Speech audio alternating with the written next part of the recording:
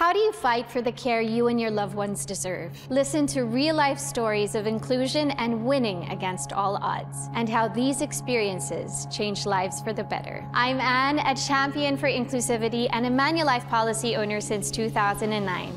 And these are the stories of Peach and Mark. Morning.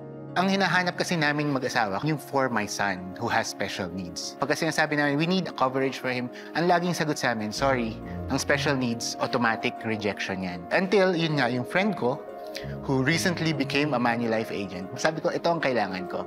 And I know it will be difficult, pero gawa natin ang paraan. Katulad niya din, I got rejected from several insurance companies. At first, If I may ask, bakit daw? Bakit daw? Ano daw yung reason?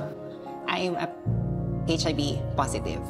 Yung preparation, kasi yung mga medical examinations ko, laboratories ko, nahihirapan ako, walan ako ng pag-asa. Parang ayoko nang kumuha kasi hindi naman ako matanggap. And then, natagpuan ko po yung Manulife. Naghanap po ako ng FA na naging kaibigan ko na ngayon. So, ayun talaga, hindi ko siya papabayaan. Kaya I love Manulife. Yung anak ko, alam kong hindi naman kaya ng siya lang. So I want the same security, the same stability in their life. Know that there is hope. Bukod sa happy ako sa sarili ko, happy ako sa anak ko, I'm also advocating for other parents. Find a Manulife agent that will advocate for you.